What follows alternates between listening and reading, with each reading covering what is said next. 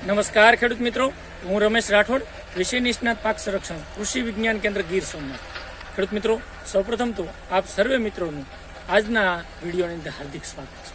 મિત્રો, આપ જાણો છો અવારનવાર સોશિયલ મીડિયાના માધ્યમથી આપણે મળતા હોઈએ અને અવનવી ખેતીની નવી પદ્ધતિઓની વાતો કરતા હોઈએ. ઘણા બધા પાકોની આપણે વાતો કરી, એ પાકોની નવીનતમ ટેકનોલોજીઓ આપ સર્વે મિત્રો અપનાવી પણ રહ્યા છો, સારા પરિણામો પણ આપણને દેખાઈ રહ્યા છે. આપણો એક જ ધ્યેય છે, ખેતીમાં ખર્ચ ઘટે, ગુણવત્તાવાળું ઉત્પાદન લઈએ અને બજારના જે ભ્રામક પ્રચારો થઈ રહ્યા છે, બજારની અંદર લેભાગુ તત્વો દ્વારા જે લૂંટ મચાવી રહ્યા છે, એવા લોકોથી સાવચેત રહીએ અને આવતા દિવસોની અંદર ટેકનિકલ રીતે વૈજ્ઞાનિક અભિગમ સાથે ખેતી કરીએ. મિત્રો, આજનો વિડીયો શરૂ કરીએ પહેલાં આપ સર્વે મિત્રોને વિનંતી કરી, હજી સુધી આપે જો આ યુટ્યુબ ચેનલ સબસ્ક્રાઇબ ન કરી હોય તો એને સબસ્ક્રાઇબ કરી લેજો. સબસ્ક્રાઇબ કર્યા બાદ ઓલ નોટિફિકેશન ઉપર ક્લિક કરી દેજો, એટલે જે પણ અવનવા વિડીયો છે એ તમને મળતા રહે. ત્યારબાદ આપ પૂરેપૂરો વિડીયો જોઈ અને જો વિડીયો મિત્રો આપને ગમે તો એને લાઇક ચોક્કસથી આપજો. ત્યારબાદ આ વિડીયોને વધુ લોકો સુધી શેર કરી દેજો, એટલે બીજા મિત્રોને પણ આપણી આ નવીનતમ પદ્ધતિઓની માહિતી મળે. મિત્રો, અત્યારે ખાસ કરીને શિયાળુ ઋતુની શરૂઆત થઈ ચૂકી છે. શિયાળુ ઋતુના મોટાભાગના વાવેતર પૂરજોશની અંદર થઈ રહ્યા છે. ઘણી જગ્યાએ વાવેતર પણ થઈ ગયા. ઘઉં, ચણા, ધાણા, જીરું, રાયડો આવા બધા પાકો આપણે મિત્રો વાવી પણ દીધા છે અથવા વાવવાના હશે. પરંતુ મિત્રો, ખાસ આજના વિડીયોની અંદર વાત કરવી છે એક નવીનતમ ટેકનોલોજીની, નવીનતમ પદ્ધતિની.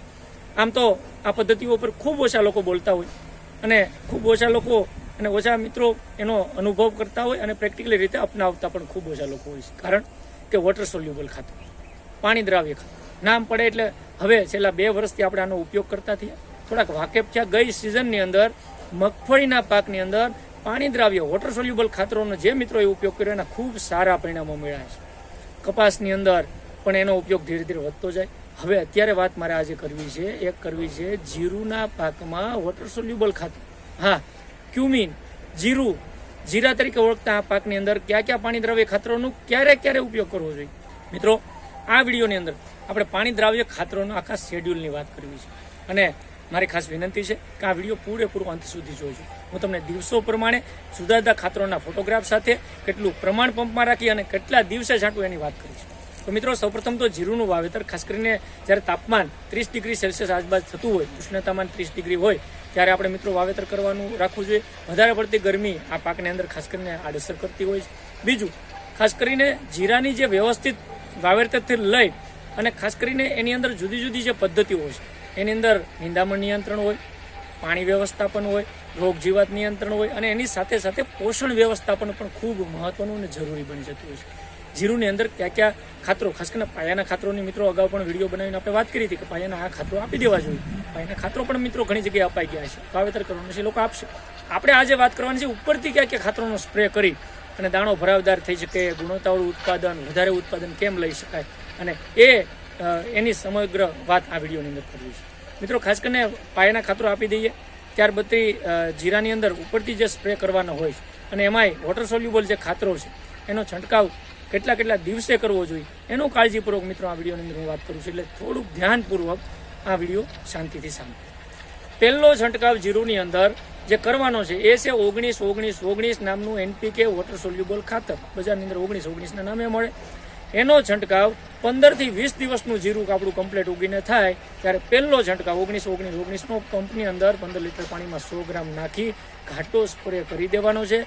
એકરની અંદર 1 કિલો પ્રમાણે જો ખાતર ગણીએ તો એકરની અંદર 1 કિલો એટલે 10 પંપ લેખે આ 19-19નો સ્પ્રે આપણે અથવા તો પંપની અંદર 100 ગ્રામ નાખીને એનો સ્પ્રે કરવાનો છે. બીજો જે છંટકાવ છે એ ખાસ કરીને જીરું જ્યારે આપણું 25 થી 30 દિવસનું થાય, પહેલામાં મેં તમને 15 થી 20 દિવસ કીધું.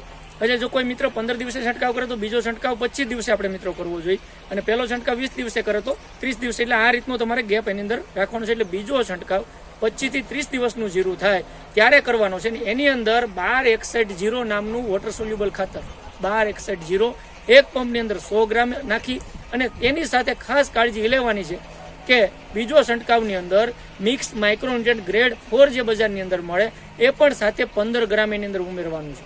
1261 100 ગ્રામ એની સાથે મિક્સ માઇક્રોન્યુટ્રિયન્ટ 15 ગ્રામ બંને મિક્સ કરી અને જ્યારે આપણું જીરું 25 થી 30 દિવસનું થાય ત્યારે બીજો છંટકાવ કરવાનો છે.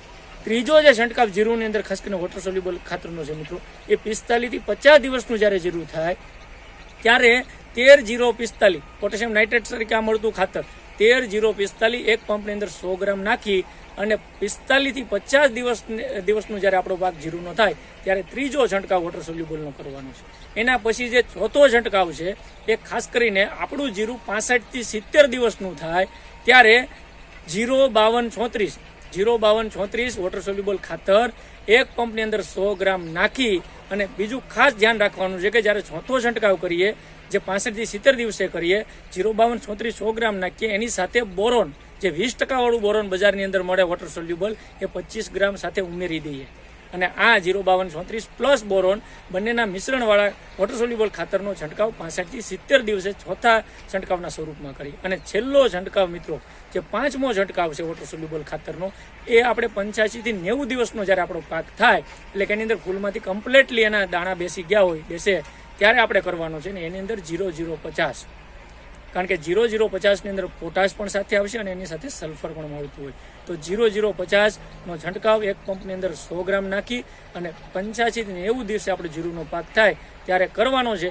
જો આ પ્રમાણેના 5 છંટકાવ મેં જે શેડ્યુલ પ્રમાણે કીધું એમ પહેલો 15 થી 20 દિવસે, બીજો 25 થી 30 દિવસે, ત્રીજો 45 થી 50 દિવસે, ચોથો 65 થી 70 દિવસે અને પાંચમો છંટકાવ જે છે એ 85 થી 90 દિવસે અલગ અલગ ખાતરો 19-19-19 પહેલા, બીજામાં 12-61-0, ત્રીજો છંટકાવ 13-0-45 ચોથો છંટકાવ 0-52-34 અને પાંચમો છંટકાવ 0-0-50 સાથે મિક્સ માઇક્રોન્યુટ્રન્ટ બોરોન. આ તત્વોના સ્વરૂપમાં એકવાર છંટકાવ મિત્રો કરજો. એનું રફલી કેલ્ક્યુલેશન તમને બતાવું છું. ઘણા ખેડૂત મિત્રો એવું કહે કે 5 છંટકાવ કરી એટલે ખર્ચ બહુ થાય, કેટલા રૂપિયાનો ખર્ચ કરવો, ખર્ચ વધી જાય. પણ મિત્રો હું તમને અત્યારે કેલ્ક્યુલેશન કરાવી દઉં. આ 5 છંટકાવ 1 એકરના જીરુની અંદર એટલે 2.5 વીઘા 40 ગુઠાના જીરુમાં તમે કરશો અને એક ખાતરની અંદાજિત 180 થી 200 રૂપિયા આપણે કિંમત કરીએ જે સરદાર, ઇફકો એના ગ્રેડના જે ખાતરો અથવા ક્રિપ્કોના સ્વરૂપમાં જે ખાતરો બજારની અંદર સહકારી સંસ્થાઓના મળતા હોય એના જે ભાવના કમ્પેરિઝન કરાવું છું તો એ પ્રમાણે તમે કરશો તો લગભગ આ 5 છંટકાવનો તમને ખર્ચ 1 એકરની અંદર 800 થી 1000 રૂપિયા થશે. 1 એકરમાં 2.5 વીઘામાં 1000 રૂપિયાનું આપણે રોકાણ ખાતરોના સ્વરૂપમાં કરવાનું છે. હવે એની સામે કહેવાય છે કે આ વોટર સોલ્યુબલ ખાતરો જો તમે મિત્રો નાખો અને એની અંદર ખાસ કરીને 10 થી 15% જો ઉત્પાદનમાં વધારો આવે, ખાલી 10% ઉત્પાદન કરો, તમારું 100 મણ જીરું થતું અહીંયા 110 મણ થાય. હું તો એવું કહું છું કે ખાલી 1 એકરની અંદર જે તમારે ઉત્પાદન આવે છે એ ઉત્પાદનને તમે 12 મણ, 15 મણ, 20 મણ પ્રમાણે ગણી અને એમાં 10%નો જ્યારે ઉમેરો કરશું તો હું એવું કહું કે 1000 રૂપિયાના ખર્ચ સામે ખાલી 2 મણ જીરું આપણે જો વધારે થાય અને એની બજાર કિંમત 2500 રૂપિયા લેખે ગણી તો 5000નો ફાયદો થાય. તો એની એવું થયું કે 800 થી 1000 રૂપિયાના રોકાણ અમે 5000નો ફાયદો. તો મિત્રો આ કેલ્ક્યુલેશન કરીને આગળ હાલવાની જરૂર છે. તો મિત્રો આ વિડીયોની અંદર જે મેં આખી વાત કરી એ હતી વોટર સોલ્યુબલ ખાતરોની. આ પ્રમાણેના ખાતરો જો વાપરશો તો ખૂબ ફાયદો અને વધારે ઉત્પાદન, ગુણવત્તાવાળું ઉત્પાદન મેળવશું. આજના વિડીયોની અંદર એટલું. ફરી પાછા મળશું નવા વિષય સાથે. ત્યાં સુધી જોડાયેલા રહેજો. ખૂબ ખૂબ આભાર. ધન્યવાદ.